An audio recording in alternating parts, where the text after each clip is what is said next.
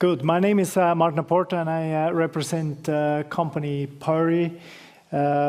If you would have any Finnish speakers in here, they say that's totally wrong because in Finland it's called Pöry. But I do not expect you to keep that one. So for all of you, I think then we are able to go ahead with Porta. Porta is an international company with about 5,500 experts on the management consulting side, where we consult our clients on investments. So 500 about there, and the rest is in engineering in the segments of energy, forestry, pulp and paper, and infrastructure. And the company is coming from the forestry and pulp and paper side, so I will also touch today a bit on that one. But first I want to take a journey and look with you in where we stand in the world today and what is actually changing. So if you look at the world today, you know, and some of those facts all of you know, we have 7.6 billion inhabitants. There is a number of people, so about 10% that are living undernourished.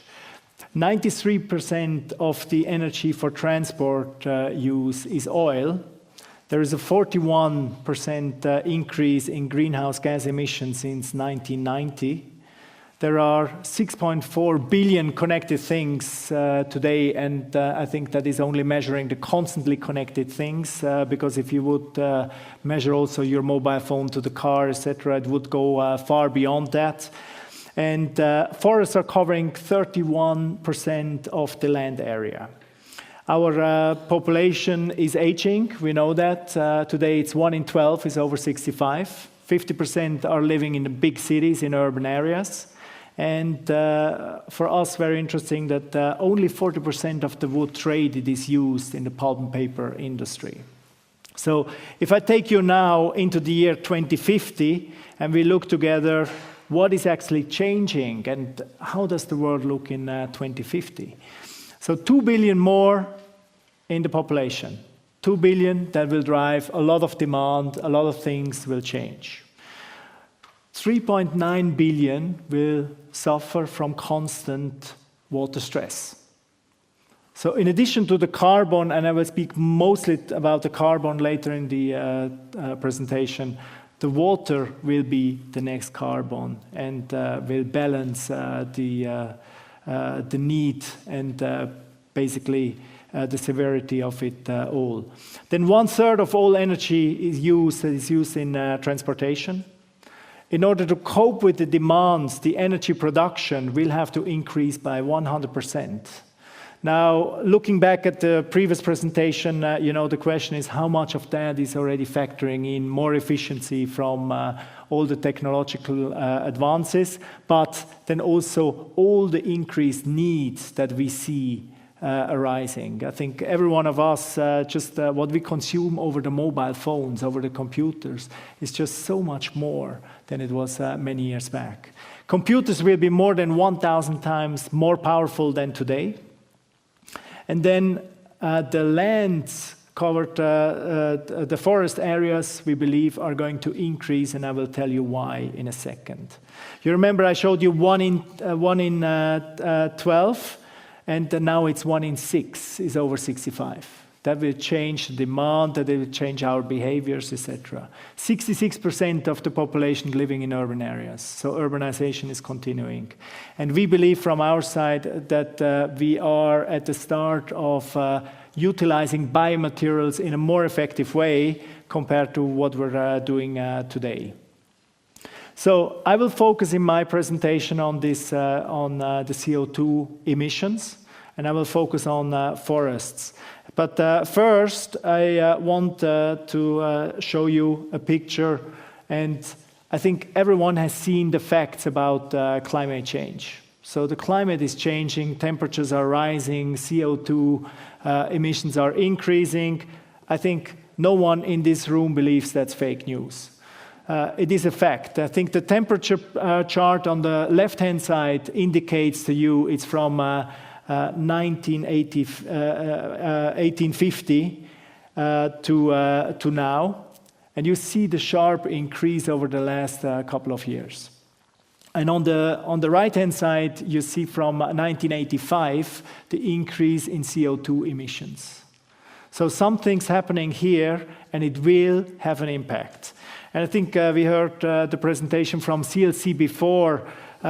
We took actually a statement here that the temperature will rise, and we looked at the whole next century, between 2.5 to up to 10%, depending on the location where you are. And that is really something I think that we need to avoid jointly, because that whole emission and whole pollution has also additional effects, and we are all more and more affected by those changes. So we see the storms, we see floodings, we see landslides. Even here in the Alps, the landslides have increased because the permafrost areas are reducing. So a lot of that is happening.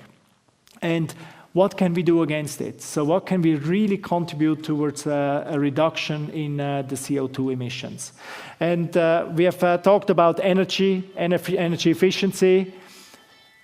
It's, of course, a big field, but I want to focus today with you on the deforestation part and the agriculture part. And I think there are solutions on the table that can be applied already now, and very interesting propositions.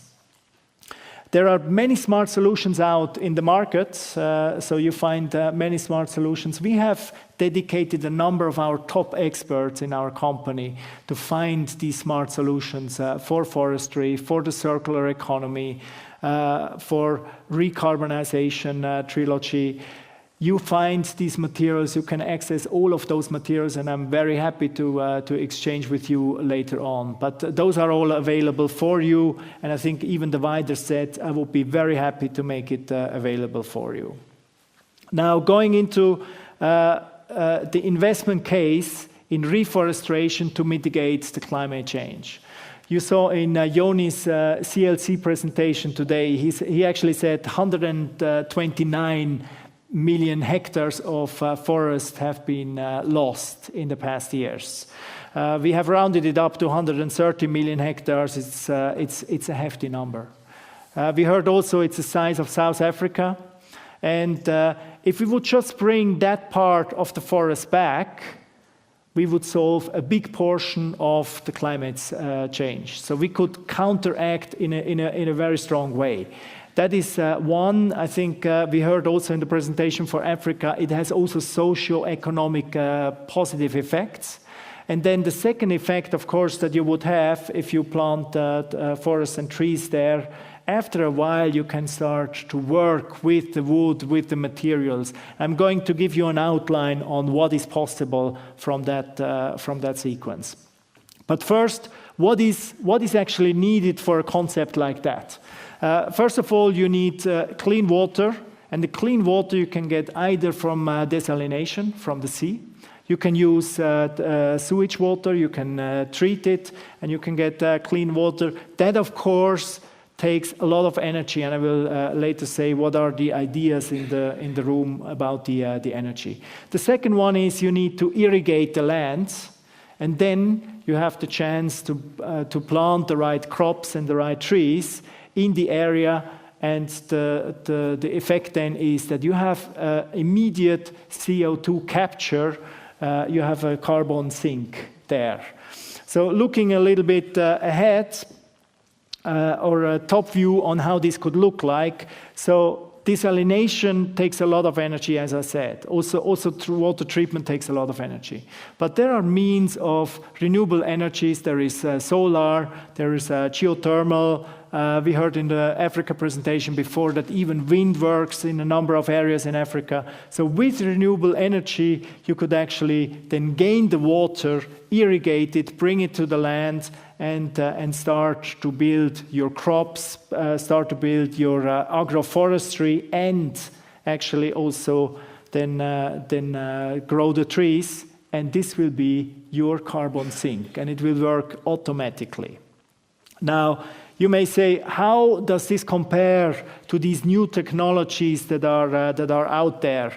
And if you look at the costs of those new technologies per ton of CO2 captured, is about between 200 and 300 euros. And so many investors, so many people are getting so excited about that. In mass, that will only be available in about 2030 to 2040. I think there are great pilots, great ideas on the table. But if you put across there the forest plantations, and even with the heavy costs of providing the water to let the forest grow, it's on the same level. And I don't think we have seen the maximum benefit of making it efficient enough from the desalinated water or from treated sewage water. So the cost for the water may actually go down. And that is only if we talk about arid land areas. If we will talk about areas where you have enough rain, where you don't need to produce extra water for the irrigation, you would see where the cost is, in fact, for forest plantations. And that is your immediate carbon sink. Then we have two examples, sugarcane and olives, that would fall probably a bit more into the category of between forest and agriculture. But if you have a concept between agriculture and forest, you will also benefit not only that it will sink your CO2, you will also benefit, like I said before, from the socio-economic aspects. And the socio-economic aspects start with you get the local community involved, the local community is able to engage, they get an income for it, they build additional know-how, and they are getting more and more acquainted with new technologies, with new things happening. And as a result, of course, and that is the whole point here, it's also very efficient carbon capturing that you would get. Now, I did mention before that when first step is the carbon capture, but eventually you will have a forest there, you will have trees there, and we know that biomaterial can serve a wide range of purposes. And I would like to show this slide and tell you that often we talk about the green gold, because the green gold is growing, and it's growing over and over again. So it's not used once and it's gone. And if I start from the left-hand side, there are the conventional uses and the ones that are a bit more traditional that you know, so wood planks, but also pulp that then goes into paper or into board. There is a tall oil that is already used a lot. There are the sugars from the trees, and there is the biofuels. So all of those, I think, is more conventional. But when we see as a company what is happening in the pulp and paper industry and in the biochemistry, there is a whole lot more that can actually be done with materials that you can gain from the trees, from the wood. And that is then starting from the lignin over the carbon fiber. And let me give you an example for lignin. With lignin, you can do epoxy, resins, but also with lignin, you have now a number of car manufacturers that actually have the car dashboard done with lignin components. So they want to also demonstrate that they're tapping into the circular economy more on the material side for the cars, and they're using lignin for that. Then the carbon fiber is, of course, interesting because of its characteristics on the strength, the density, but then also the conductivity is phenomenal. Nanocellulose already exists today. It's just not one in big masses. And nanocellulose you can utilize in your packaging board, carton board packaging, to reduce the weight tremendously, but then increase the strength of the packaging. And when we see what's going on the packaging side, how many packages are sent for free from A to B, I think that would also be a very interesting one. And then we have the biochemicals and the nanomedicine that is a bit further out, but also let me mention the biotextiles. That is definitely a very interesting element. And biotextiles, if you compare with how much water is absorbed to produce cotton, I think it's also very interesting product and material to use. Now, who would be interested in doing something like that, and what is the motivation? I think very happy with what I heard before from Joni, that you may even get some crowd-funded funding or crowd interest in that. But we came more from the conventional ways. I think we see energy companies could be interested there, that they want to contribute to biofuel. Of course, they have a contribution already at the early stage for the power that is needed for the treatment of the water. And then, of course, they have also sometimes mandates for their investments into bioenergy and biomass. The second one would be financial investors, green funds seeking new business in the bioeconomy. The third one, sustainability investors, social investment trusts, associations, family trusts. Then we also see that the government has also a big stake and a big interest in this whole idea and in this whole concept, because the government wants to steer the investments on where it's serving best, but also wants to set new standards and new policies for the futures. And last but not least, there are global brand owners. So there are many big companies that are utilizing many of the products that we know. They're shipping products around with plastics in the products, with plastics in the packaging. They would be very happy to, as their contribution to CSR campaigns, reduce the plastic, exchange it with bioplastics, and make a step forward there. And also there are suppliers for toys, companies similar to Lego, who are looking out, how can I replace the plastics part coming from the oil and utilize a bioplastic that is growing from the trees and that is a repetitive element. And which mother wouldn't buy a bioplastic toy for her kids? Then at the end, what do you need to convert this opportunity? And what is required is you need to have the right partner. So you need the right project validation and accreditation. You need to understand basically from the whole concept from the beginning on how you can maximize the value in the full extent. And I think there should also be a mandate that there needs to be a biocarbon monitoring platform. So the whole effects from the carbon sink, but including the energy part, the water part, and the forest part should be captured in there. And to finish, before finishing off, some of you may remember that Northern Africa was the breadbasket of the Roman Empire. So the question is really, can this be recreated? And we had dialogues, and I think Joni Keron in the CLC presentation, he also touched on that. Can a microclimate be reinstated? Can you reinstall a microclimate? And experts from the World Meteorological Organization, they say, yes, it is possible to change and revert areas from dry and very hot into something different. So it is possible to do it. The question is then, how big of scale do you need to have in order to do that? And in order to summarize,